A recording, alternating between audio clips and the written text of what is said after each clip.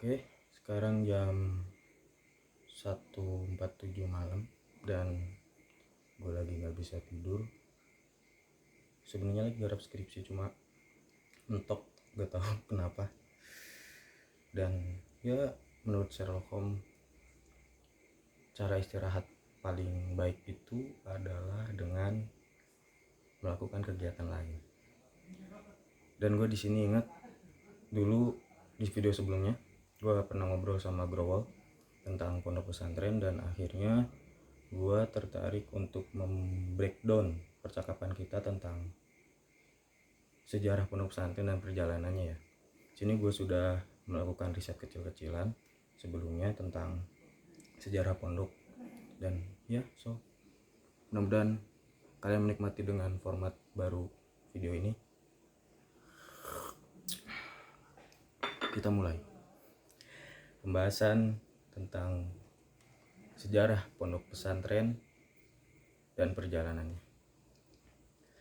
Awalnya pondok pesantren yang gue pertama kali yang ada di Indonesia kali ya, yang pertama kali gue temuin di literatur itu pondok pesantren yang didirikan oleh Raden Muhammad Ali Rahmatullah atau Raden Rahmat, atau mungkin sekarang sering dikenal dengan Sunan Ampel. Itu di daerah Ngampel Denta, kalau sekarang mungkin wilayah sekitar Surabaya, Jawa Timur. Jadi sejarahnya itu awalnya Raden Rahmat ini bersama dengan ayah dan ayahandanya, yaitu Syekh Maulana Malik Ibrahim atau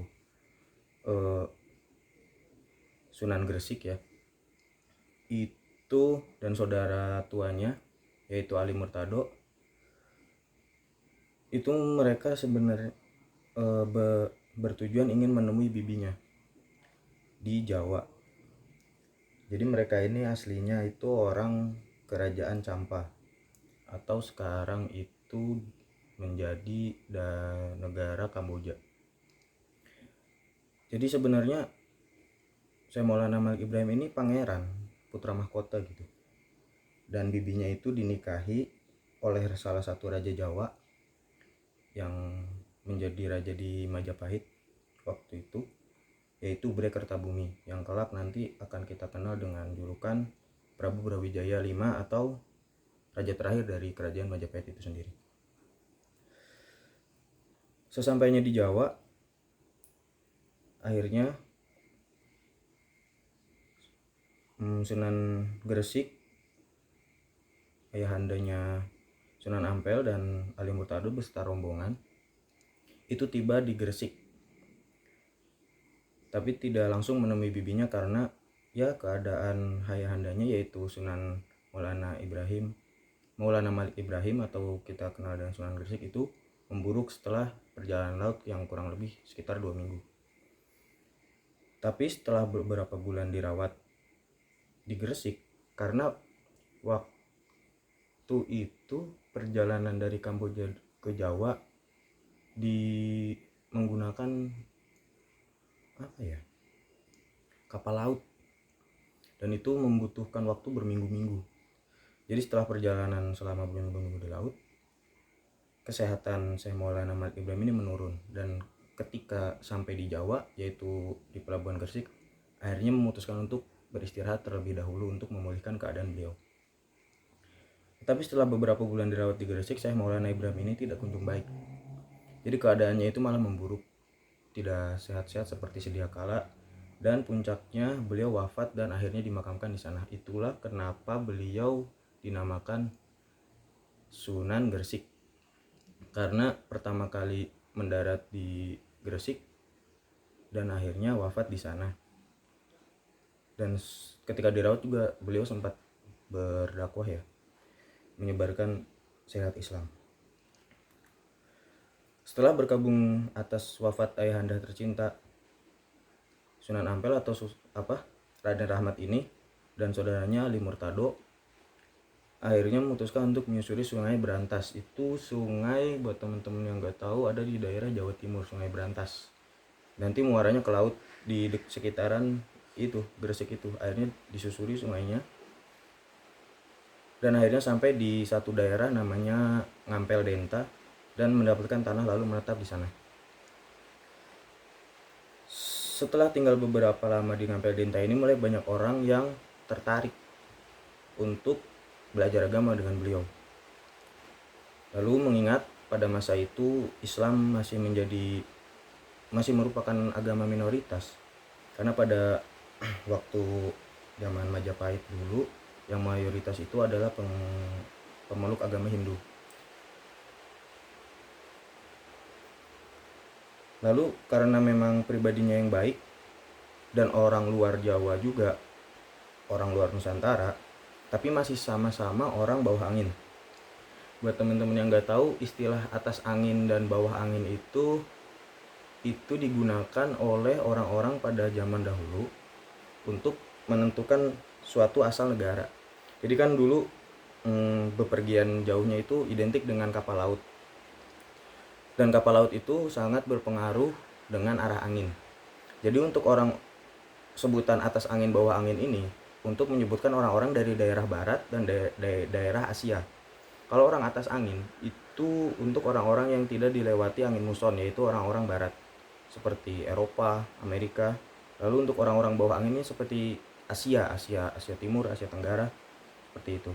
Nah, karena beliau juga sama-sama orang bawah angin, akhirnya muridnya mulai bertambah banyak dan beliau memutuskan untuk mendirikan pondokan untuk tempat tinggal beberapa murid yang memang asalnya jauh. Jadi kenapa ya? Alasannya kenapa kok bisa orang asing tiba-tiba sukses gitu, atau tiba-tiba muridnya banyak? Karena begini, saya ingat suatu diskusi tentang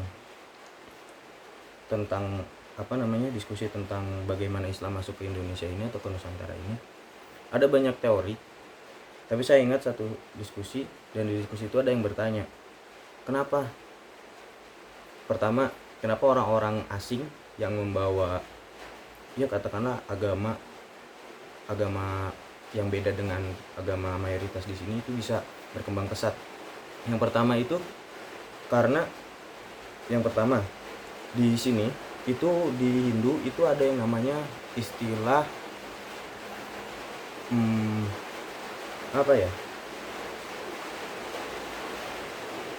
istilah kasta.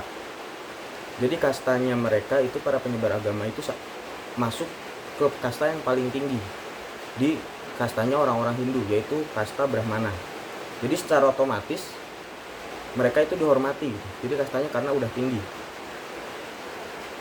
Saya nanti mungkin kalau tertarik kita akan breakdown itu tentang teori-teori umat Islam masuk, bagaimana cara Islam masuk ke Indonesia.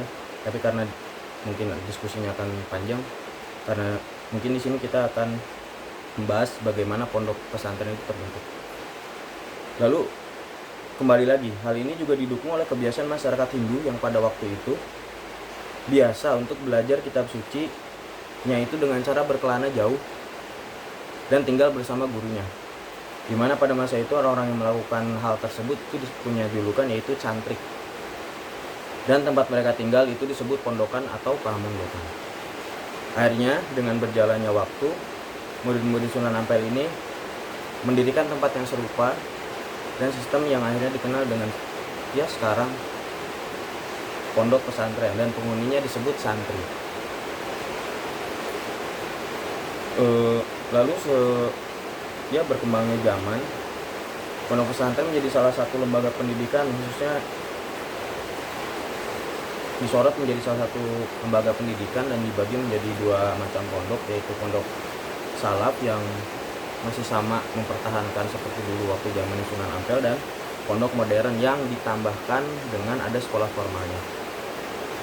Mungkin itu teman-teman background percakapan gua sama Growol tentang pondok pesantren dan sejarahnya. Semoga bermanfaat. Mohon maaf ini lagi hujan di sini. Jangan lupa follow Instagram gua di Sugeng Nugraha. Kalian bisa DM di sana kalau suka dengan format video seperti ini. mungkin ingin saya membahas apa lagi, lalu bisa usul juga, mungkin ingin ngobrol dengan siapa dan ngobrolin apa. Oke, mungkin itu saja. Terima kasih sudah menonton video kali ini. Jangan lupa like, sebarkan, dan subscribe untuk mendukung channel ini. Oke, see you. Assalamualaikum warahmatullahi wabarakatuh.